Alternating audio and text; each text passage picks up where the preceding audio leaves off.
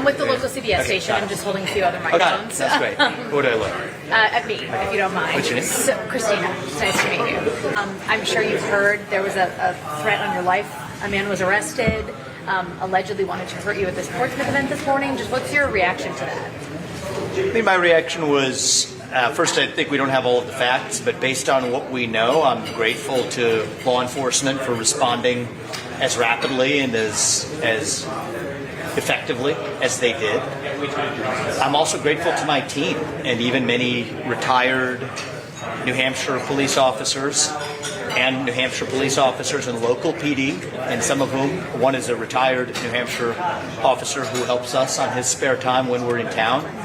He's in the room right now. I'm grateful to the team that keeps us safe, and I pray for the safety of every American, including everybody who's in this process. I think that we certainly live in a challenging time, and I hope that everyone is safe, and it's my job as a leader to hopefully set a good example for this country. Have you had other experiences like this on the trail so far? I think that I'm grateful for the team that's around us, and they've been doing a great job in making sure that I'm kept safe. And we have, between retired police officers and ex-military and otherwise, I feel very secure in the position we're in. I'm immensely grateful to the team that keeps me safe, and hopefully all of the other candidates safe through this process as well. I'm going to tell you exactly what I just said, which is I'm grateful to the team that we have in place, and I'm grateful to the men and women who have made sacrifices to keep myself safe and other candidates in this process safe. The local PD in New Hampshire has been excellent in each of our visits here, including in this visit, including handling this incident. The retired police chiefs and others who have been immensely helpful to us. And so I'm confident that we have a solid security team in place. And more importantly, I pray for the safety of every American. And I'm running to lead this country for a reason, and I want to lead us to a place where Americans don't have to worry and look over their shoulder for fear of what's happening in cities across this country. You've also called for closing the FBI, including at today's event in Portsmouth. We now know that the FBI was involved at least with arresting the man. We've heard about that event. Does that make you rethink that stance at all? Actually, to the contrary, if you listen carefully to what I've said at every instance where we go into any more than a talking point about this, I've said the 15,000 frontline agents are doing immensely important work, and that these are good people. But we need to reorganize them to the U.S. Marshals, to the DEA, to the Financial Crimes Enforcement Network, where they have greater specialization and are able to really carry out their tasks without a lot of the bureaucratic overbloat. So to be precise about that, I've responded at every step of the way, and I know many. I've met over the course of the last several years many line-level officers who are doing outstanding work and making sacrifices for this country. And 15,000 line-level officers, I've said we're keeping them, but we're going to reorganize it in a way that allows them to better perform their duties. And I'm immensely grateful to the people, including the local law enforcement, who I don't want to have forgotten in this, who actually did an outstanding job. And I'm grateful to the people on the front lines who work hard every day to make sure that people like me and other Americans are kept safe. So I'm grateful for that. As a quick follow-up, when did you find out about this? I'm going to, for the sake of respecting the law enforcement's investigation and the facts as they're unfolding, I'm not going to go into the details of this, and I'm going to leave it out of respect to the law enforcement, leave it to them. What I will say is that we feel very secure in the position that we're in, and that I am grateful to the team that's around me and the robust team effort that it takes to keep people like myself and the other presidential candidates safe. And so I'm grateful to them for that. And we feel very secure with the full team that we have around us. That's what I'll say. We do know. Last Friday in Iowa, you spoke a little bit about your safety and your family. I was asked about it. Excuse me. Have you been able to speak to your family today after everything has unfolded, and what have they said? I spoke to Purva, and our kids are too young to understand what's going on, and so I intend to keep it that way. I don't think we're going to talk to our kids about this one. Purva and I had a conversation, and she understands that we're in this for a purpose. We understand that it comes with all kinds of risks.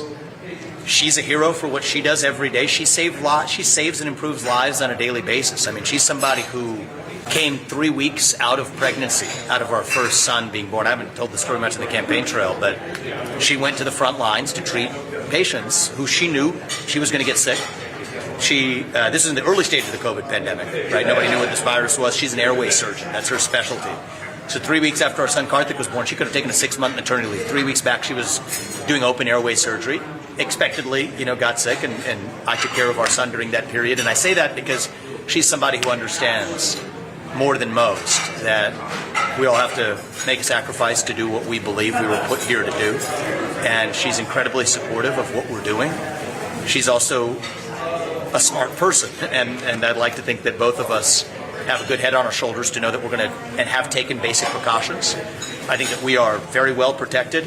Even many of the people in this state, and even when we're traveling in Iowa and other places, we're very well protected. And I'm confident that both the teams on the ground as well as God. God is what gives me my ultimate protection and sense of purpose. My faith is what brought us to this journey, and I'm not going to let go of that faith through this journey either. So thank you. I appreciate it. We know that the complaint also detailed threats against another candidate. We don't have any more information about that. It was also made last week. What do you think, 2 threats against 2 candidates made last week, what do you think that says about the state of this race here?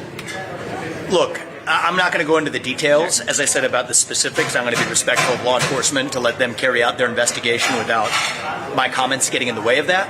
Look, I think that it's not good when you have people threatening mass violence in this country. And I do think that we have to, as leaders, step up and do our part to address some of the root causes here. And I've talked about that extensively on the campaign trail. I think we got to get to the root cause of a lot of the ailment in our country. And, I am going to do my part to continue to stick to why we're in this race and realize our purpose. I'm going to just maybe take, if there people have questions on a different topic, I'm going to take it. I'm happy to address a few things off air if that's necessary, but I want to be respectful of law enforcement as this plays out. One on a system founded on the rule of law. And we've been imperfect in other parts of our national history where it was certain of those factors that didn't ensure equal justice under the law. But today, I think the greatest version of injustice or multiple standards under the law depend on your own political beliefs. And I do not think that your political beliefs should affect the way you're charged. I think they have for the last several years. And that's going to end on my watch. That's what I would say. Thank you. Last one. Chris Christie at the debate made comments after the debate about, your back and forth with Nikki Haley being somewhat about gender and having kind of a gendered undertone. What is your response to that? My response to that, it is sick when the Republican Party tries to become the party of identity politics, trying to emulate Kamala Harris like she's some hero. I was talking about my wife earlier. I married the strongest woman I know in my life, and I stand for every American, man or woman, achieving not only the maximum of their potential, but I think it is sexist to use identity politics to try to shield someone else from criticism. I think that is, and I've seen several women writing about this after the debate as well, who have found it offensive, the idea that somebody tries to use their gender, and Nikki Haley purposefully trying to play that card as a way to immunize herself from criticism. I think it's bad enough when the Democratic Party does it. It's even worse when Republicans try to play the same game. My view is, if Donald Trump were going to get criticized or asked questions for releasing his tax returns, then Nikki Haley should answer the same questions. I think that she needs to release 20 years of her tax returns, as I've done. Ironically, as she was calling on Donald Trump to do in 2016, she joined the Democrat call to call on Donald Trump to release his tax returns, and then has the gall not to publish her own. And she also owes it to the American people to list the clients of Allied Defense LLC. Who are the clients of your military contractor? If you're somebody who is clamoring for war, supporting the war in Ukraine and otherwise, you owe it to the American people to at least disclose that client list. That non-transparency is an abysmal indictment of the state of our politics, the state of the Republican Party, and blowing woke smoke, even if it's in the form of gendered commentary by her.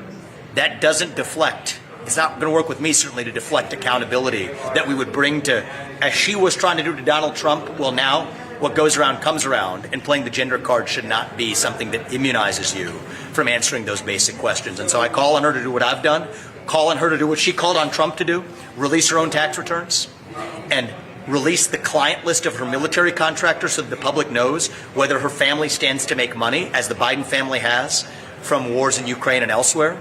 She owes it to the American people to do that, and no amount of gender card playing is going to deflect that level of scrutiny. All right.